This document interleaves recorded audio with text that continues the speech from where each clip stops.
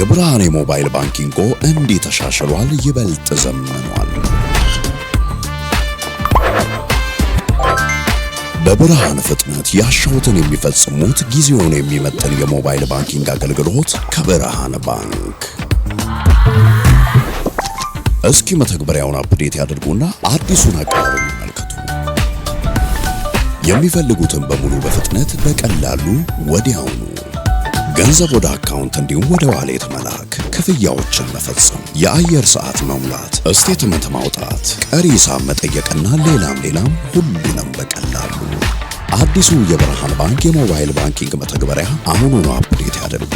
ብርሃን ባንክ እንደ ስማችን ብርሃን ነው ስማችን።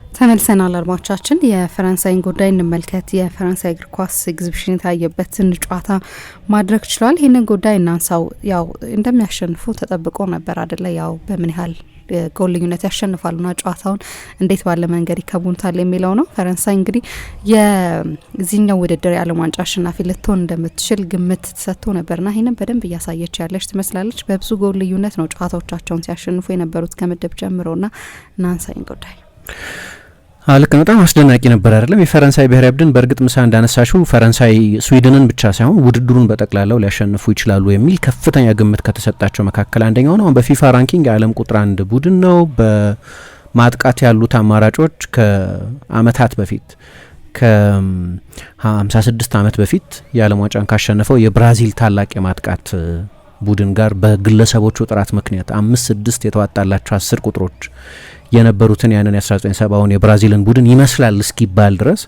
በተጫዋቾቹ የግል ክህሎት መላቅ ምክንያት ስዊድንን ብቻ ሳይሆን ውድድሩንም ያሸንፋል በሚል ብዙ ግምት የተሰጠው ቡድን ነው የፈረንሳይ ብሔራዊ ቡድን እና ማሸነፋቸው ማይገመት አይደለም። ግን ይሄኛው የዓለም ዋንጫ እስካሁን ድረስ እያሳየን ያሉ አንዳንድ ሰርፕራይዞች አሉ። ለምሳሌ ጀርመን ልክ እንደ ፈረንሳይ አይነት ከፍ ያለ ግምት ተሰጥቶት ባይሆንም ወደዚህኛው የዓለም ዋንጫ የመጣው ግን ጀርመን ነው። 4 ጊዜ የዓለም ዋንጫ ያሸነፈ፣ ብዙ ጊዜ አውሮፓ ዋንጫዎችን ድል ያደረገ፣ በብራዚል ብቻ የሚበለጥ ነው በዓለም ዋንጫዎች ባሸነፋቸው ዋንጫዎች ብዛት። ግን በፓራጓይ ተሸንፎ ከውድድር ውጪ ሲሆን አየን። የሆላንድ ሞሮኮ ጨዋታ በሞሮኮ ማሸነፍ ትልቅ ሰርፕራይዝ ተብሎ ሊጠቀስ ባይችልም ግን ከ11 የሆላንድ ተጫዋቾች 9 የፕሪሚየር ሊግ ተጫዋቾች ናቸው። በትልቅ ደረጃ እየተጫወቱ ያሉ ተጫዋቾች የፕሪሚየር ሊግ ተጫዋቾች መሆናቸው ብቻ ሳይሆን የትልልቅ የፕሪሚየር ሊግ ቡድኖች ተጫዋቾች ናቸው። የሊቨርፑል፣ የማንቸስተር ሲቲ፣ የቶተንሃም፣ የባርሴሎና፣ የሊቨርፑል ተጫዋቾች ያሉበት በጣም ጠንካራ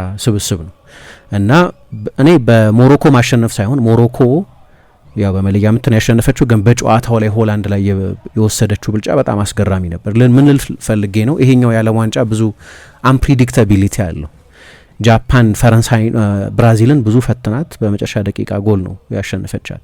በዛ ምክንያት ካልሆነ በስተቀር እና ስዊድን ደግሞ እንደምታስታውሹ በፕሌኦፍ ሳይሆን በኔሽንስ ሊግ በነበረው ውጤት ነው ወደ ዓለም ዋንጫ የመጣው እንጂ በጣም አሰቃቂ የዓለም ዋንጫ የማጣሪያ ሂደት ውስጥ የነበረ ቡድን ነው። ማይገመት አይደለም። የተጫወቱት እግር ኳስ ግን በጣም አስደናቂ ነው። እኔ ከዚህ በፊት አንድ በጣም ማደንቀው ጸሐፊ ያለ ብዬ አንስቼው ነበር። የፉትቦል ካፌ ዝግጅታችንን የጀመርንበት ፕሮግራም ላይ አንስቼው ነበር። ኤድዋርዶ ጋሊያኖ የሚባል አንድ እውቅ ጸሐፊ አለና ራሱን የውብ እግር ኳስ ነዳይ ነኝ ብሎ ይገልጻል። ጨዋታ ወደ ስቴዲየም ለማየት በሚሄድበት ጊዜ ብዙ ነገር አለና እግር ኳስ እንዲክሰኝ ይፈልጋለሁ። ጨዋታዎች ለመታደም ስል የምተዋቸው ነገሮች አሉ፣ የምከፍለውም ብዙ አለ። ብዙ ጊዜ ደግሞ እንደሚባለው እግር ኳስ በጣም ውድ የመዝናኛ አማራጭ ነው። ሰው ለእግር ኳስ ሲል ወርሃዊ ሰብስክሪፕሽን ይከፍላል፣ የቴሌቪዥን ሰብስክሪፕሽን ይከፍላል፣ ወይ ስቴዲየም ብዙ ገንዘብ ገዝቶ ቲኬት ይገባል። አንዳንዱ ደግሞ የበለጠ ጠበቅ ያለ ድጋፍ ህይወት ያለው ሰው ደግሞ የክለብ አባል ይሆንና ለሚደግፈው ክለብ አመታዊ መዋጮ ያዋጣል፣ ወይ አመታዊ አባልነት ክፍያ ይከፍላል፣ ወይ ደግሞ የሚወዳቸውን ክለቦች መለያ ይገዛል፣ ወይ ሌሎች ቁሳቁሶች ይገዛል፣ የሚደግፋቸውን ክለቦች። በእንደዛ አይነት ሁኔታ በጣም ብዙ ኤክስፔንስ አለው እግር ኳስን መውደድ። በእርግጥ በጣም ቀላል እና ርካሽም ነው ከሌሎች ስፖርት ወይም የህይወት ፓሽኖች፣ ግን ደግሞ ቀላል አይደለም በሌሎች ነገሮች ስታዩ። ናጋሊያኖ ምን ይላል? ወደ ስቴዲየም እንደገባሁ ጨዋታ ከመጀመሩ በፊት ባርኔጣ አይን አነሳና ደግሞ አይኔን ወደ ላይ ሰቅልና አምላክን እለምናለሁ አለ። እዚህ የተውኩት እዚህ የመጣሁት ብዙ ነገር ትቼ ነውና እንደው በዚህ እንድደሰት አድርገኝ፣ በእግር ኳስ እንድደሰት አድርገኝ ይላል። ምን ብሎ ይናገራል? ውብ እግር ኳስ ነዳዩን ባላባት ያደርጋል ይላል። በቃ እኩል ትሆኛለሽ፣ እሱም ካንቺ እኩል ነው። በዛ ጊዜ እኩል ነው የምትዝናኑት፣ እኩል ነው ኮንሱም የምታደርጉት። አሁን ልክ እንደዚህ በጣም ከመሸ በኋላ ምን ተወው ነገር አለ። የሚጣፍጥ እንቅልፍ ይተዋል ሰው፣ እረፍት ይተዋል ለዚህ ፓሽኑ ሲል እና እንደዛ ሲሆን ሌላ ጊዜ የዲዲዬ ዴሾ ቡድን የሚወቀሰው ያማረ እግር ኳስ አይጫወትም በሚል ነው። ፋንክሽናል ነው። አዎ ዋንጫዎች ያሸንፋል ወይ ውጤታማ አሰልጣኝ ነው፣ ያለም ዋንጫ ያሸነፈ አሰልጣኝ ነው። የዴሾን ሲቪ በተመለከተ ልንከራከር አንችልም። ሞናኮን ይዞ ቻምፒየንስ ሊግ ፍጻሜ የተጫወተ ነው። ሞናኮን ይዞ ቻምፒየንስ ሊግ ፋይናል ተጫውቷል። ማርሴይ ለመጨረሻ ጊዜ ያሸነፈውን የሊግ ድል ያሳካው በዲዲዬ ዴሾ አሰልጣኝነት ነው። በጣም ትልቅ ፐርሶናሊቲ ነው። ከማርሴይ ጋር በተጫዋችነት ቻምፒየንስ ሊግ አሸንፏል። ለማርሴሎ ሊፒ ዩቬንቱስ ተጫውቷል። በጣም ትልቅ ተጫዋችና ትልቅ አሰልጣኝ ነው። እሱም በተመለከተ ውጤቱን በተመለከተ ማንም ሰው ጥያቄ ሊያነሳ የሚችል አይመስለኝም። ከሚሼል ሂዳልጎም ከኤሜ ዣኬም በላይ ከሮጀር ሌሜር ምናልባት በላይ ትልቁ የፈረንሳይ የእግር ኳስ ሰው ነው። እንዲያውም ሰዎች የሚሉት እንደዛ ነው። ትልቁ አሰልጣኝ ትልቁ ተጫዋች ብቻ ሳይሆን በፈረንሳይ ፉትቦል ታሪክ ትልቁ ፐርሶናሊቲ ነው የሚሉት ሰዎች አሉ።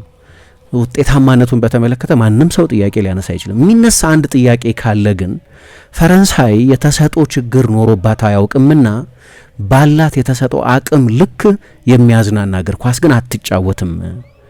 ነዳዩን ባላባት እንዲመስል የሚያደርግ እግር ኳስ አትጫወትም የሚል ጥያቄ ይቀርብ ይሆናል። እኔ እንግዲህ ለፈረንሳይ ብዙ ጊዜ ተናግሬ ያለው በጣም ትልቅ ፓሽን አለ ለሀገሪቱም ለተጫዋቾቿም ለብዙዎቹ ተጫዋቾቿም ግን ደግሞ ከእግር ኳስ ውጪ ባሉ ሌሎችም ጉዳዮች ላይ ፈረንሳይ ኢዝ ጀስት ታች ኦፍ ክላስ በብዙ ነገሮች።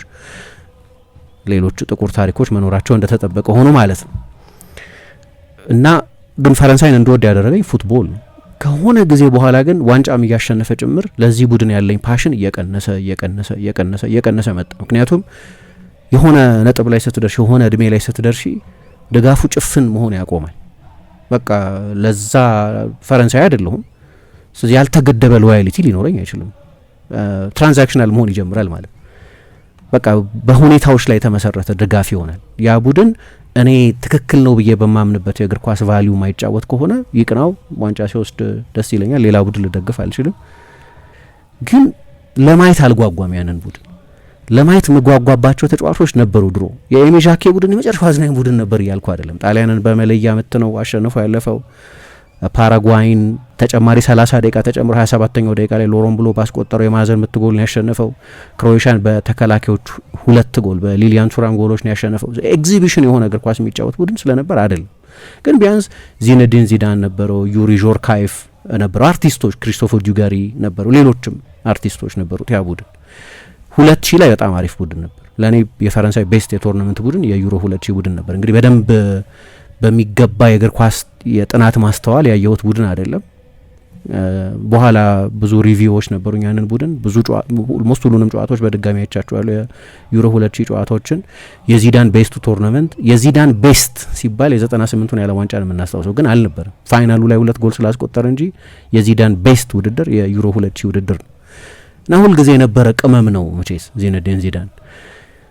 ቡድኑ በጠቅላላው የተዋበ እግር ኳስ ሚጭ በኋላ ዣክ ሳንቲኒ ነበሩ አሰልጣኝ የነበሩት፣ አልተሳካላቸውም። ከ2002 የአውሮፓ የዓለም ዋንጫ በኋላ 2024ቱን የአውሮፓ ሮሜን ዶሚኒክ መጡ።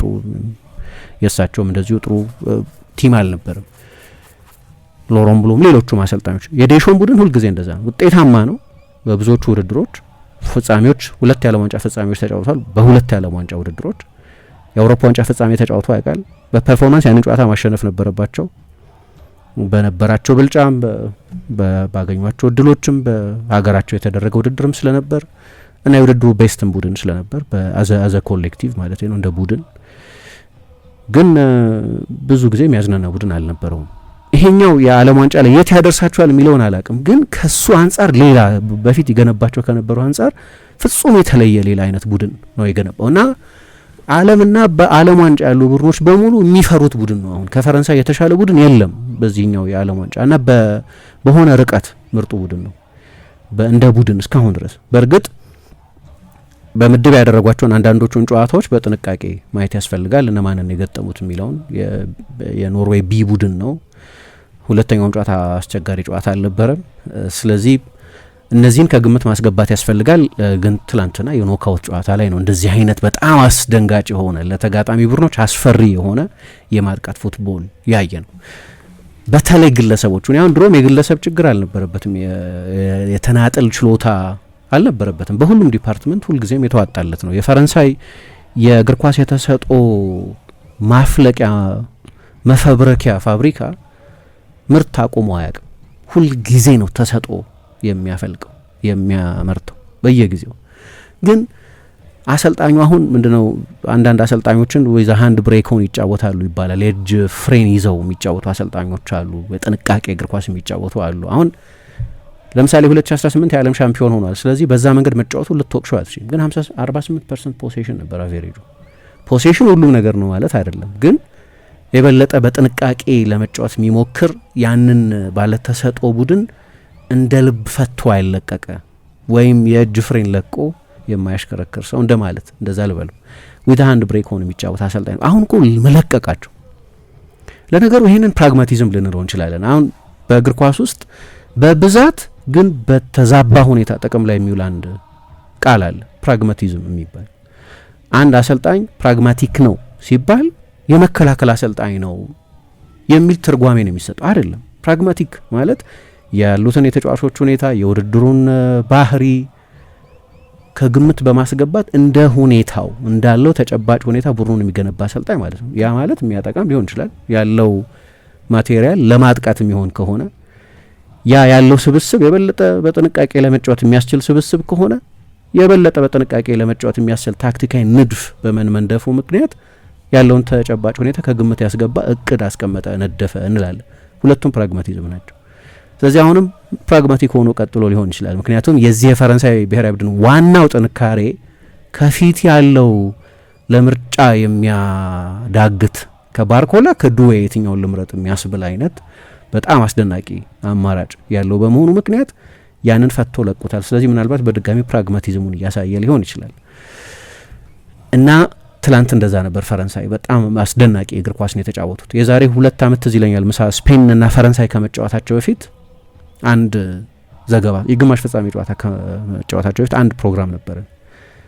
እግር ኳስ ለምን የስፔን አይነት ቡድኖች ሲያሸንፉት ደስ ይለናል ብለን በተለይ ገለልተኛ ለሆነ እንግዲህ እንዳልኩት እድሜ ልኬን የፈረንሳይ ደጋፊ ሆኜ ነው የኖርኩት ኤንድ አይ ኮንቲኒዩ ቱ ቢ ሶ። ግን እንደ ድሮ አይነት ስሜት የለኝም ለዚህ ቡድን ብያለሁ። ግን እንደዛም ሆኖ ዝም ብሎ ከዛ የድጋፍ ስሜት ራስን አውጥቶ ማየት የሚቻል ከሆነ ግን ብዙ የሚያሞቅ ነገር ልብ የሚያሞቅ ነገር አልነበሩም። ያው የዛሬ 2 ዓመት የፈረንሳይ የነበረው የፈረንሳይ ብሔራዊ ቡድን ትላንትና ጥቂት ስናነሳው ነበር። ምንድነው ባለፉት 2 ዓመታት የተለወጠው? ከዛ የፈረንሳይ ሕዝብ እኮ ነው እንታዩ ሌላ ፈረንሳይ እንደግፋለሁ ምናምን የሚል ሰውማ ዝም ብሎ ሌላ አጋዥ ደጋፊ ነው።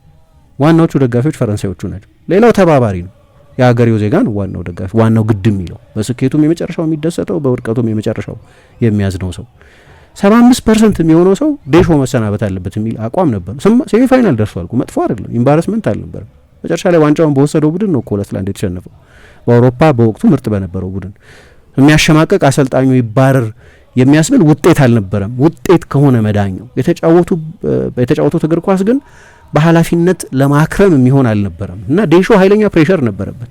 ለዛ ነው የተሰናበቱት የፈረንሳይ እግር ኳስ ፌዴሬሽን ፕሬዚደንት ለሱ አዲስ ኮንትራት በሰጡበት ጊዜ ትልቅ ውዝግብ ተነስቶ የነበር በፈረንሳይ የመጨረሻ የቢሮ ውሳኔያቸው ለዴሾ አዲስ ኮንትራት ሰጥቶ ከኃላፊነት መልቀቅ ነበር።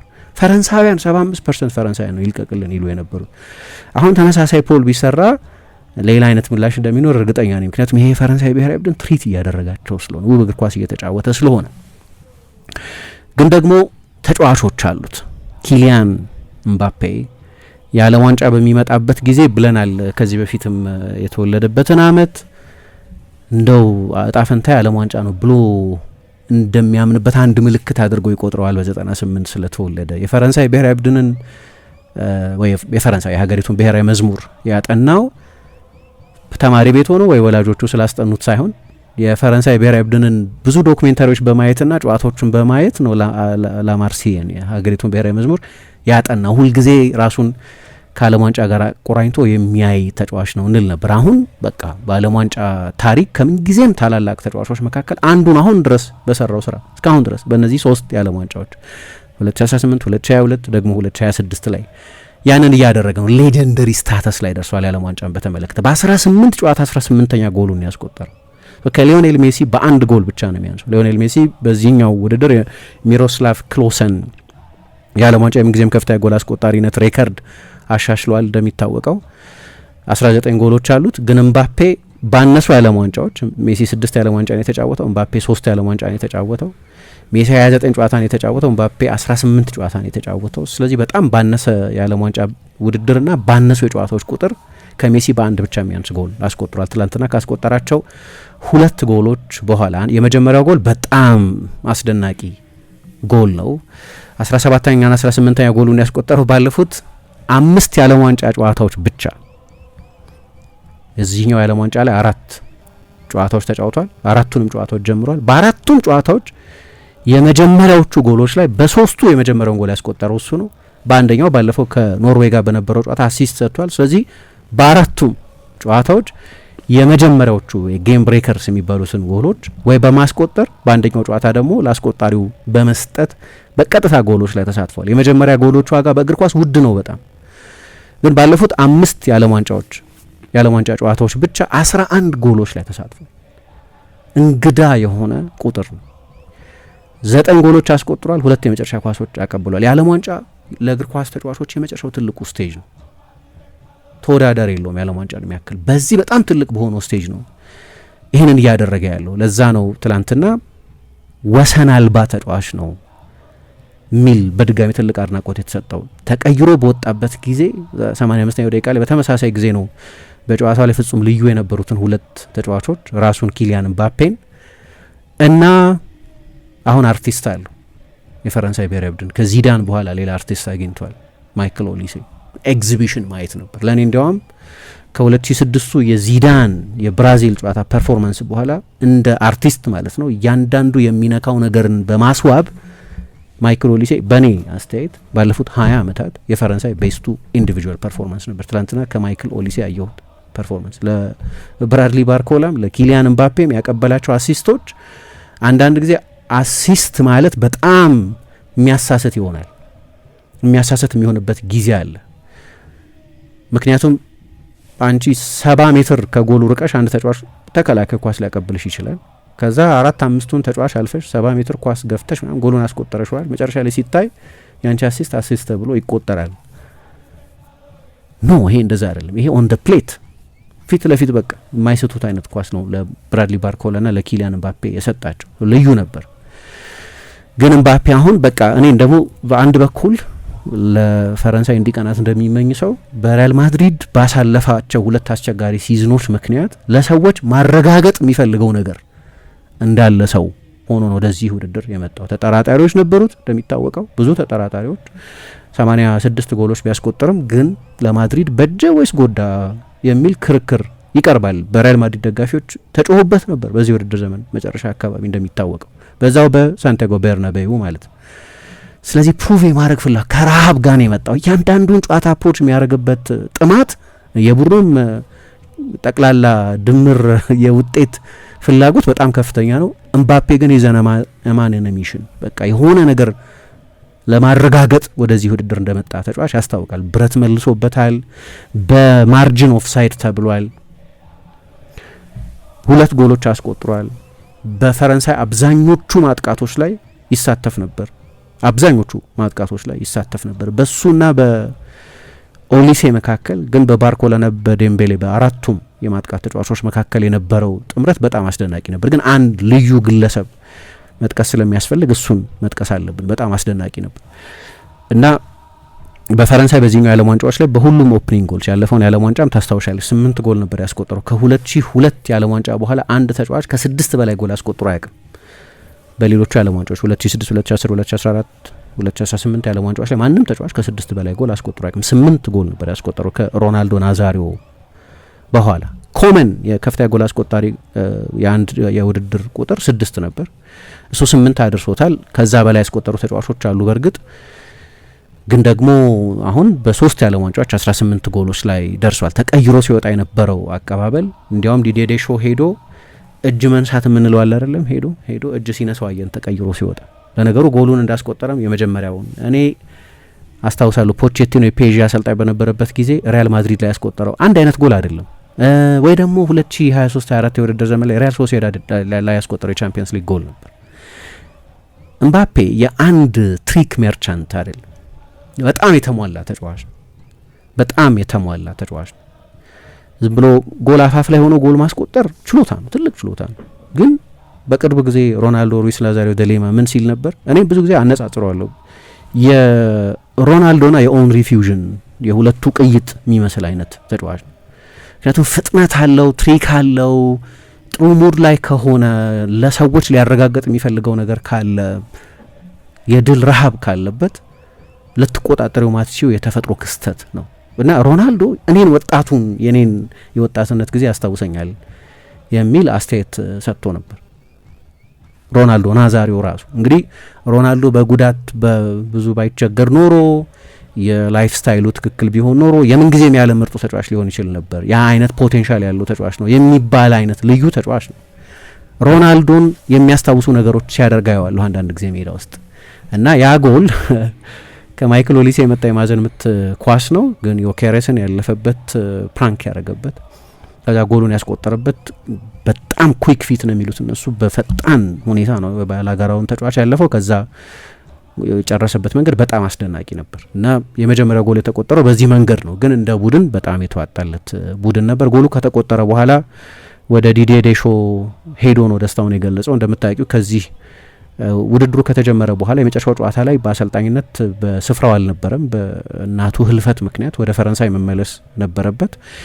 የኖርዌይ ጨዋታ ይደረግ በነበረበት ጊዜ በዛው ተመሳሳይ እለት የእናቱ ቀብር የነበረበት እለት ነው። ስለዚህ ዲዲዬ ዴሾ እዛ ጨዋታ ላይ አልነበረም። ጊ ስቴፋን የእሱ ምክትል ሆኖ ረጅም ጊዜ አብረው የሰሩት ጁሊያን ስቴፋን የሚባል እንግሊዝ ውስጥ የሚያሰለጥን አንድ ልጅ አላቸው። የድሮ የሬን አሰልጣኝ የነበረ ብዙ ተስፋ የሚጣልበት አሰልጣኝ ነው። አባትየው ናቸው እሳቸው ጊ ስቴፋን። በሴኔጋልም የብሩኖ ሜትሱ ምክትል ሆኖ ሲሰሩ አስታውሳቸዋለሁ። እና ወደ እሱ ሄደው ነው ደስታቸውን የገለጹት። ትልቅ ኢሞሽናል ጊዜ ነው ለዴሾ። በነገራችን ላይ ፊፋ አንዳንድ ጊዜ በጣም የማይረቡ ነገሮች ሲያደርጋ ያለው አሁን እዛ የስዊድን የኖርዌይ ጨዋታ ላይ የፈረንሳይ ተጫዋቾች ጥቁር ጨርቅ አስረን መጫወት እንፈልጋለን ከአሰልጣኛችን ጋር በዚህ የሀዘኑ ጊዜ አብረነው መሆናችን ለማሳየት ብለው ጠይቀው ስንት የማይሆኑ ነገሮች ያደርጋል አይደለም ፊፋ። አልፈቅድም አለ። ምንም የሚጎዳው ነገር የለም። የኢንዲቪጁዋል ፕራይቬት የሆነ የራስን ስሜት መግለጫ ነው። ትላንትና ግን በአደባባይ አድርገውታል አሰልጣኙ ፊት እና የፈረንሳይ እግር ኳስ አንድ ታሪክ አለው። 1998 የዓለም ዋንጫ ያሸነፈው ቡድን ውስጥ የቡድኑ አባላት ከሆኑ 23 ተጫዋቾች መካከል 4ቱ ወንድሞቻቸውን በሞት ተቀምተው ተነጥቀው ነበር እና የሬዚሊየንስ ቡድን ነው የሚባለው። ከሀዘን በርትተው ነው ብዙዎቹ ተጫዋቾች እንደዚህ አይነት ትልቅ ድል ላይ የደረሱት እና ይባላልም ትልልቅ ነገሮች ያሳኩ ሰዎች የዛ አይነት የመንፈስ ጥንካሬ ያላቸው ሰዎች ናቸው ይባላል እና ዴሾ ተመልሷል ውድድሩ ላይ። ቡድኑን እያሰለጠነ ነው። ኤምባፔና ሌሎችም ተጫዋቾች በሙሉ ወደሱ ሄደው ነው ደስታቸውን የገለጹት እና ስለዚህ ግሩም ነበር። የፈረንሳይ ብሔራዊ ቡድን ከመጀመሪያዎቹ 15-20 ደቂቃዎች በስተቀርና በጨዋታው እንደተጀመረ አንድ ጊዜ ዮኬሬስ ሳሊባን ፈትኖት ነበር። በ2-3 አጋጣሚዎች ሉካ ዲኝ አንቶኒ ኢላንጋን ለመቆጣጠር በጣም ተቸግሮ ነበር። እረፍት ከመውጣታቸውን በፊት አቻ ሊሆኑ የሚችሉበት እድል ነበራቸው። በነገራችን የፈረንሳይ ብሔራዊ ቡድን የመጀመሪያውን ጎል ከማስቆጠሩ በፊት 15 ሙከራዎች አድርጓል። የኤምባፔ ሙከራ ብረት መልሶበታል፣ የጎሉ ቋሚ። ማይክል ኦሊሴ ደግሞ ያንን ጎል ቢያስቆጥር ኖሮ ያንን የመቀስ ምት ጎል ቢያስቆጥር ኖሮ ብዙ ውብ ጎሎች አይተናል። ምሳ በዚህኛው የዓለም ዋንጫ ካልተሳሳትኩ ከየትኛውም በቅርብ ጊዜ ከተደረጉት የዓለም ዋንጫዎች በላይ ብዙ ጎሎች ከፍጹም ቅጣት ምት ሳጥን ውጭ የተቆጠሩበት የዓለም ዋንጫ ነው እና ስለዚህ ብዙ ውብ ጎሎች ለማየት እድል ነበረን። ግን ምናልባት ከነዛ ሁሉ የበለጠ ውብ ጎል ሊሆን ይችል ነበር የማይክል ኦሊሴ ጎል ቢቆጠር ኖሮ። እሱም የጎሉ ቋሚ መልሶበታል። ውብ ጎል ሊሆን ይችል ነበር። እነዛ ሁሉ ሙከራዎች ከተደረጉ በኋላ ነው ኤምባፔ አሁን ቅድም የጠቀስኩትን ጎል ያስቆጠረው። ግን ስዊድን የኩንዴ ብሎክ በጣም አስፈላጊ ነበር። ምክንያቱም እረፍት ከመውጣታቸው በፊት ማይገባቸውም ቢሆን ከጨዋታ ባላንስ አንጻር ጎል ሊያስቆጥሩ ግን ተቃርበው ነበር። የመጀመሪያው ጎል ከመቆጠሩ በፊት 15 ሙከራ ማለት በቃ ይሄ ቅድም እንዳልኩት ተፈቶ የተለቀቀ ግን ትልቅ ፖቴንሻል ያለው አዘ ኮሌክቲቭም ተጫዋቾቹ በጋራ ግን ደግሞ በግልም ምባፔም፣ ኦሊሴም፣ ባርኮላም፣ ዴምቤሌም በጣም አስደናቂ ግለሰቦች ናቸው ባላቸው ቴክኒካዊ ችሎታ ምክንያት። ጨዋታው ሲያልቅ 25 ሙከራዎች ነው ያደረጉት የፈረንሳይ ተጫዋቾች እና አስደናቂ ነበር። በጠቅላላው ማይክል ኦሊሴ 2 ውብ አሲስቶች ሰጥቷል።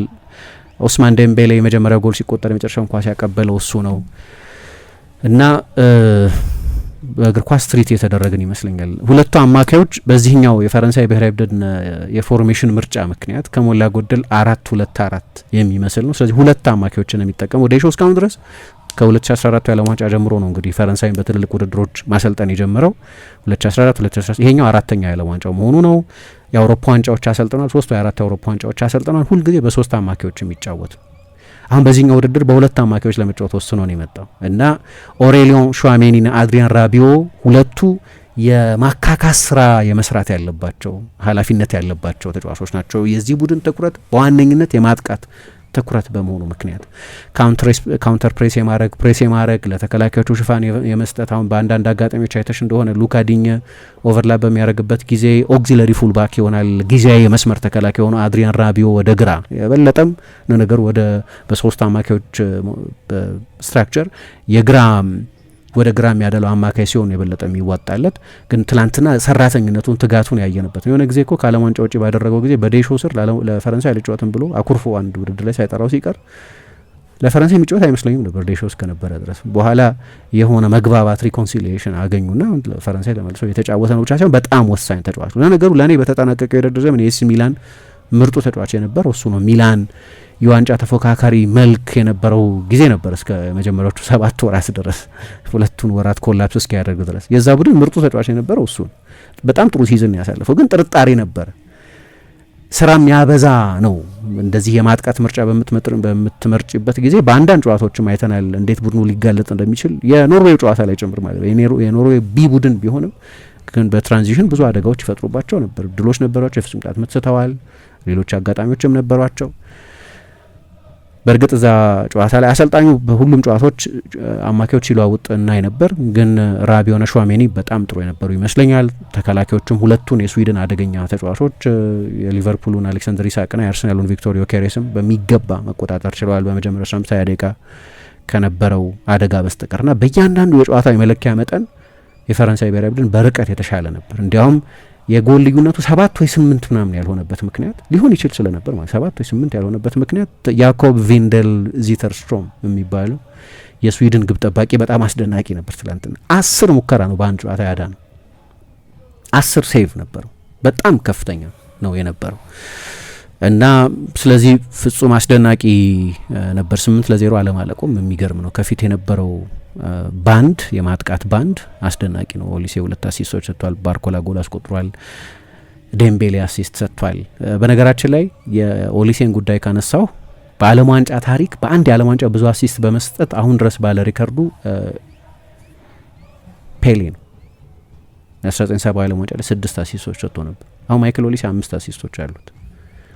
ሌላ የዓለም ዋንጫ ነው። የውድድሩ ባህር የተለየ ነው። እንደዚህ ግን በሪከርድ አሁን አንድ ተጨማሪ አሲስት ከሰጠ ከፔሌ ጋር ሪከርድ ይጋራል ማለት ነው። እያወራን ያለ ነው ስለ ሜቢ የሁል ጊዜ ምርጡ ተጫዋች ስለሆኑ ስለ ፔሌ። ግን ለመጀመሪያ 30 ደቂቃ ለመጀመሪያ 40 ደቂቃ አካባቢ የሆኑ ጨዋታዎች አሉ ከጎሉ ፊት የሆነ መንፈስ ወይም የሆነ ልዕለ ፍጥረት ኢንቲቲ ያለ የሚመስልበት በቃ ጎል የምታስቆጥር ይማመስ ሁሉንም አይነት ብልጫ ወስደሽ ማለት ነው። ግን እንግዲህ የማጥቃት ኢንሳይክሎፒዲያ ነው ማለት ይቻላል። ሁሉም አማራጮች አሉት። እነዚህ ተጫዋቾች በሁሉም ሁኔታ መጫወት የሚችሉ ናቸው። እንደ ስዊድን 30% ብቻ ኳስ ይዞ በ4-4-2 በቱ ባንክስ ኦፍ ፎር ጠቅጠቅ ብሎ የሚከላከል ረጅም ኳስ ለአጥቂዎቹ ለመላክ የሚሞክር አይነት የመከላከል ቡድንም ቢሆን በሌላም አይነት በገድ የሚጫወት ቡድንም ቢሆን ያንን ለማለፍ የሚያስችል በቂ አቅም ያለው ይመስላል። ግን በተለይ ሁለቱ ተጫዋቾች በጣም በተለየ ሁኔታ ፐርፎርም ያደረጉ ናቸው። 6ኛ ጎሉ ነው የኤምባፔ ትላንት ያስቆጠራቸው ጎሎች ከሜሲ እኩል ነው። አሁን በዓለም ዋንጫ ከፍተኛ ጎል አስቆጣሪነት በጠቅላላ በውድድሩ ታሪክ በአንድ ብቻ ነው የሚያንሰው። እንዳልኩት ማይክል ኦሊሴ በአሲስት አንደኛ ነው። በዓለም ዋንጫ ታሪክ ደግሞ በአንድ ውድድር ላይ ብዙ የመጨረሻ ኳሶች በማቀበል ፔሌ ብቻ ነው የሚበልጠው እና የመጀመሪያ አካባቢ ግን ትጠራጠሪ ነበር። ምክንያቱም እንዳልኩት ኤምባፔ ብዙ ሙከራዎች ነበሩት፣ ብረት መልሶባቸው 2 ጊዜ ዴምቤሌ አንድ አስደናቂ ቮሊ ነበረው ከባርኮላ ወደ ራቢዮ፣ ከራቢዮ ወደ ዴምቤሌ ብዙ ሙከራዎች ነበሯቸው።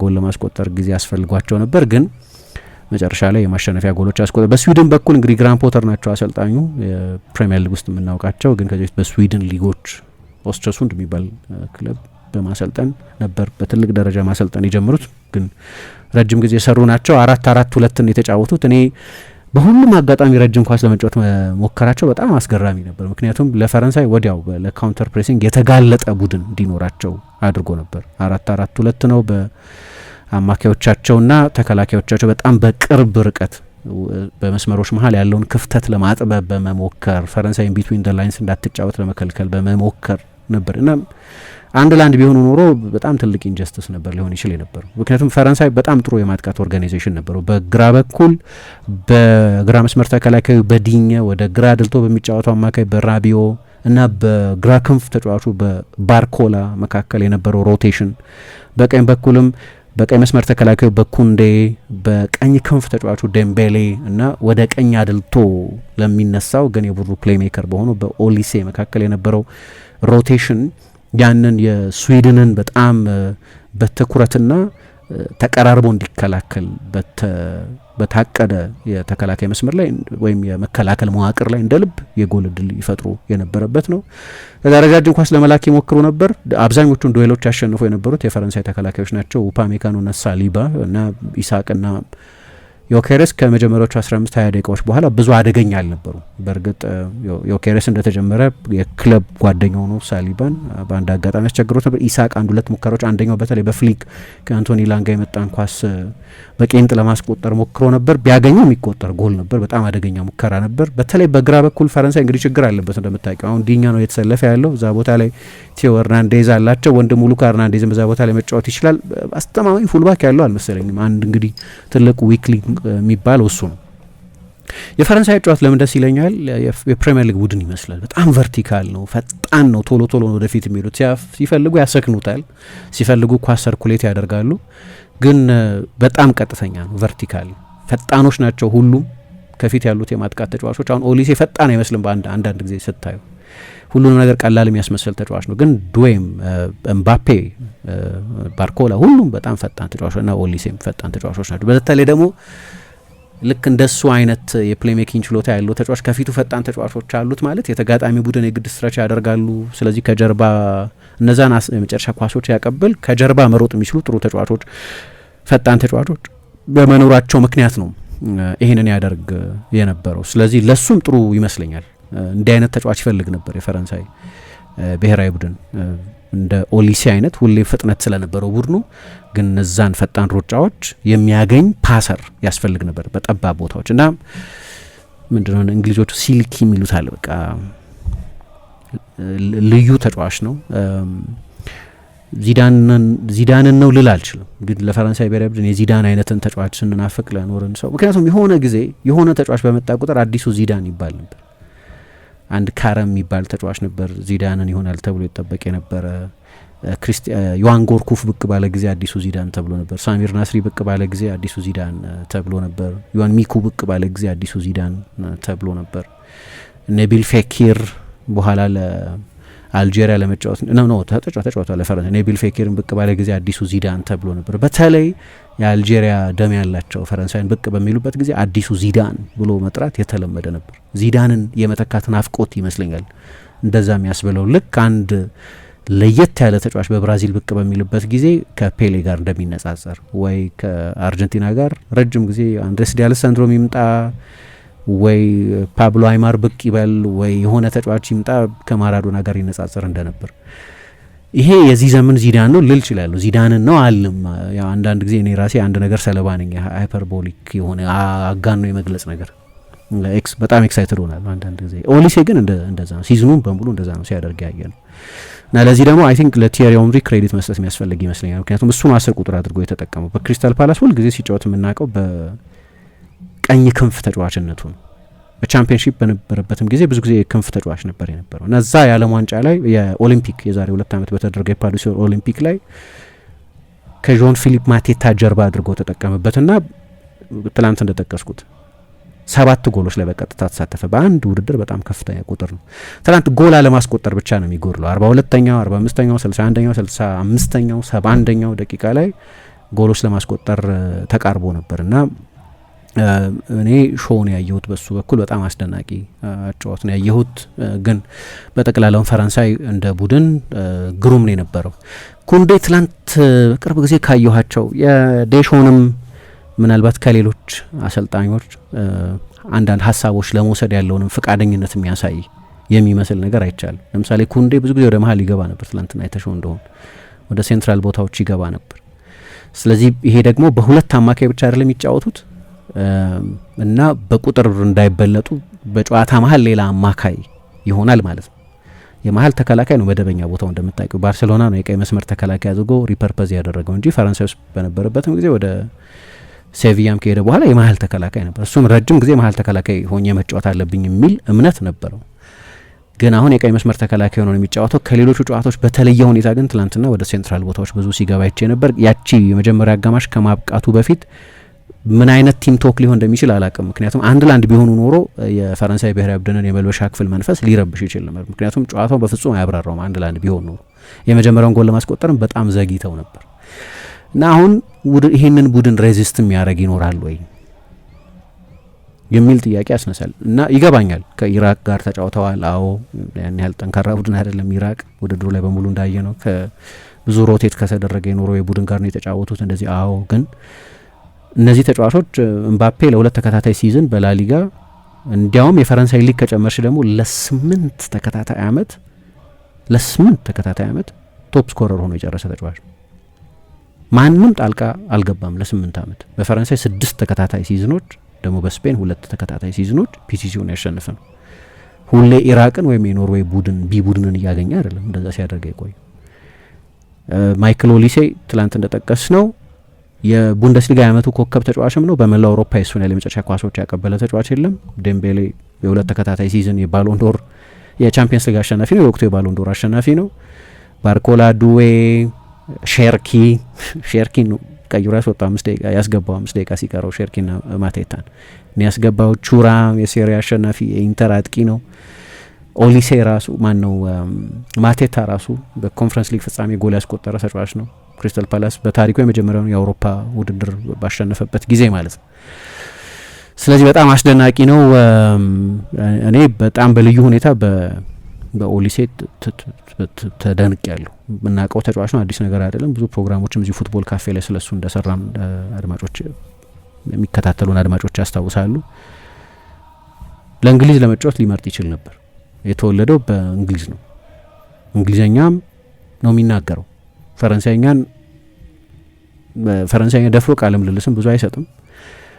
ግን ምን ይላሉ ፈረንሳዮቹ 1204 ላይ ነው ኖርማዲ ከእንግሊዝ ወደ ፈረንሳይ መጣች። ኖርማዲ የሚባለው አካባቢ እና ከ800 ዓመት በኋላ ሌላ እንግሊዝ የሰጠችን ውብ ስጦታ ይላሉ ከኖርማንዲ በኋላ እና ልዩ ነው። ግን ዋናው ምክንያቱ ትላንት ዚዳናዊ ፐርፎርማንስ ነው ያሳየው ካልኩ ራሱ እንደተናገረው ለፈረንሳይ መጫወት ይችል ነበር፣ ለአልጄሪያ መጫወት ይችል ነበር፣ ለእንግሊዝ መጫወት ይችል ነበር።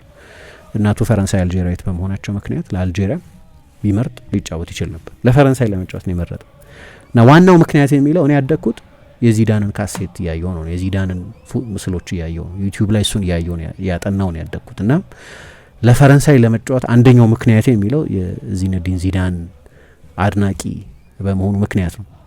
ሌላ የዚዳን አድናቂ እምባፔ ነው። አንድ አኔክዶት እያየሁ ነበር። ቢቢሲ ሰርቶ ነበር አንድ ዶክሜንታሪ እሱን በተመለከተ። የሆነ ቀን ጸጉር ቤት ሄዳ ያሉ እምባፔና ጸጉር ቆራጩን እንደ ዚዳን ቁረጠኝ አለው።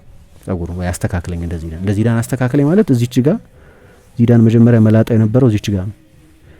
ልክ እንደዛ መላጣ አድርገኝ ማለት ይሄ እኮ ጸጉር ስታይል አይደለም። ዚዳን እኮ በተፈጥሮ ተመልጦ ማለት አይ ምለጠኝ እንደዛ ዚዳንን ሲያደንቅ ነው ያደገው። እና አርቲስቶች ያሉት የፈረንሳይ ብሔራዊ ቡድን ትልቁ አርቲስት ማይክል ኦሊሴ ነው። ትልቁ የኤፊሽንት ተጫዋች ደግሞ ትልቁ የዓለም ዋንጫ ተጫዋች ደግሞ እምባፔ ነው እና ግሩም ነበር። በእርግጥ በሌላ የበለጠ ዲፌንሲቭ በሆነ ቡድን ደግሞ ይፈተናሉ። ከፓራጓይ ጋር ይጫወታሉ። ፓራጓይ ሌላ ትዝታ የሚቀሰቅስ ነው። 98ቱ የዓለም ዋንጫን ጨዋታ ያስታውሰናል። ያ በስታደ ቦላር ዴሌሊስ የተደረገውን ጨዋታ በሎሮን ብሎ ጎል ነበር ያሸነፉት። ወርቃማው ጎል ይባል ነበር ያን ጊዜ። ልክ ጎሉ ሲቆጠር ጨዋታ ያበቃ ነበር እና ልክ በዛ ጎል አማካኝነት ነበር አሸንፈው ወደ ግማሽ ፍጻሜ የደረሱት። የሩብ ፍጻሜ ጨዋታ ይመስለኛል። ሆሴ ሉዊስ ሺላቨርት የሚባለው በግብ ጠባቂዎች ታሪክ ሮጄሪዮ ሴኒ ብቻ ነው የሚበልጠው ጎል በማስቆጠር። ሴኒ ኃይለኛ ቅጣት ምትመቺ ስለነበር ሺላቨርትም እንደዛ ነበር እና እዛ ጨዋታ ላይ የነበረው ብቃት በሚደንቅ ነበር። አሁን ሞገደኛ፣ አንዳንድ ጊዜ ማንጓጣጭ፣ ርዕስ የሚሆኑ ንግግሮች በመናገር የሚታወቅ የሚዲያ ሰው ሆኗል። ድሮ በተደባዳቢነቱ ሰው በማጥቃቱም በተዋጣለት ግብ ጠባቂነቱም የሚደነቅ ነበር። ያንን ጨዋታ ወደ ኋላ የሚጠራ ነው። ፓራጓይ በጣም ኃይለኛ የኦርጋናይዜሽን ቡድን ነው። ምናልባት ትላንት ያገኙትን አይነት ስፔስ ላይ ያገኙ ይችላሉ። በነገራችን ላይ ኤምባፔ ካስቆጠራቸው 18 ጎሎች 10ሩ በኖካውት ጨዋታዎች የተቆጠሩ ናቸው። የጎሎቹን ዋጋ ከፍ የሚያደርገው እሱ ነው። ሮናልዶና ሊዮናርዲስ ብቻ ናቸው ከሱ የበለጠ በጥሎ ማለፍ ጨዋታዎች ጎሎች ያስቆጠሩት እና የጎሎቹም ዋጋ በጣም ከፍ ያለ ነው። ያለፈው የዓለም ዋንጫ ፋይናል ላይ 3 ጎሎች ማስቆጠሩን እናስታውሳለን። ሌሎችም 2 የዓለም ዋንጫ ፋይናሎች ላይ ከዚህ በፊት ጎሎች አስቆጥሯል። ስለዚህ የጎሎቹ ከረንሲም ከፍ ያለ ነው ለማለት ነው እና ድንቅ ነበር የፈረንሳይ ብሔራዊ ቡድን ምሳ። አንቺስ ምን ተሰማሽ? ያሁኑ እስካሁኑ የውድድሩ ቤስት ቡድን ይመስላል አይደል የፈረንሳይ ቡድን? ከሁሉም በላይ ብዙ ጎል የሚያስቆጠረው ነው። ብዙ ጎል እያስቆጠሩ ነው። ግን እንዴት ነው ማጥቃታቸውን የሚጠቀሙት የሚለው ካልሆነ በስተቀር በጣም ጥሩ የማጥቃት ስብስብ እንዳላቸው ከዓለም ዋንጫ በፊትም እየተመለከትን ነበር አይደለ? በጣም ጥሩ እንደውም የትኛውን ተጫዋች ነው የሚያስቀምጡት፣ የትኛውን ያሰልፋሉ የሚሉ ብዙ ጥያቄዎች ነበሩ። አሁን እኮ ባርኮላ ለማሰለፍ ደዝሪዶ የማስቀመጥ እንደዚህ አይነት ውሳኔዎችን የሚጠይቅ ነውና ግን እሱን እንዴት ነው የሚያመጡት ያንን የሚለው ነበረ። ግን በሚገባ ያገኙት ይመስላል አይደለ? ዴሾም ቢሆን በጣም ጥሩ እየተጫወቱ ብቻ ሳይሆን ብዙ ጎሎችን ያስቆጠሩ ነውና ደግሞ ወሳኝ ነገር ነው ጎሎችን ማስቆጠር። ምክንያቱም ጎል የማያስቆጥሩ ከሆነ አያሸንፉም፣ ወይም መለያ ምቶች ላይ የሚደርሱ ከሆነ እድል ይሆናል መለያ ምቶች ላይ ከደረሱ በኋላና እኔ በጣም ጥሩ እንደሆነ ተሰምቶኛል የፈረንሳይ ብሔራዊ ቡድን እንዳልከው ነው። አሁን ይህንን ያለ እነዚህን ጨዋታዎች ከቢያንስ 3 ጨዋታዎችን ካየን በኋላ 4 ፈረንሳይ ሙሉ 3 ሁሉም ቡድኖች ሙሉ 3 ጨዋታዎችን ግን ካየን በኋላ ከፈረንሳይ የተሻለ ቡድን ያለ ይመስለኛል። የትላንትናው ደግሞ በኖካውት ጨዋታ የነበረ መሆኑ የበለጠ አስፈላጊ ያደርገዋል እና እኔ በጣም ደስ ብሎኛል የትላንትናው የፈረንሳይ አጨዋወታቸው። ማሸነፋቸውም ምሳ እንዳልሽው ስዊድንን እንደሚያሸንፉ ይጠበቅ ነበር። ውስብስብ ጨዋታ ይሆንባቸዋል የሚል ፍርሃት አልነበረም። የዓለም ዋንጫ ነው፣ ምንም ነገር ሊሆን ይችላል። የጥሎ ማለፍ ውድድር ነው፣ ምንም ነገር ሊሆን ይችላል። ግን ድሉን ያሳኩበት መንገድ ግን በጣም አስደናቂ ነበር። እንደውም እኔ በሰፊ ግብ ልዩነት ይጠናቀቃል የሚል ግምት አልነበረኝም። አሁን 3-0 ደግሞ ኪሊያን ብቻ የሳታቸውን ኳሶች ራሱ ካሰብን ገና ጨዋታው መምራት ሳይጀምሩ አንግላ የመለሰበት ኳስ ነበር። እንደዚህ አይነት ሙከራዎች ነበሩት እና ያው እኔ ኪሊያን ኤምባፔን በተመለከተ ጠብቄው ነበረ። ምክንያቱም የዓለም ዋንጫ የሚሆነው አይነት ከ18 ዓመቱ ጀምሮ አይተነዋል አይደለ? በዓለም ዋንጫ ላይ ሻይን ሲያደርግ። ስለዚህ በጣም ጥሩ ቡድን ይመስለኛል። ደግሞ ቀጣይ ተጋጣሚያቸውም ቢያንስ ከባድ አይመስለኝም በወረቀት ደረጃና ፓራጓይ ማሸነፍ የሚችሉ ይመስለኛል። ጥሩ መልእክት ያስተላለፉበትም ጨዋታ ነው።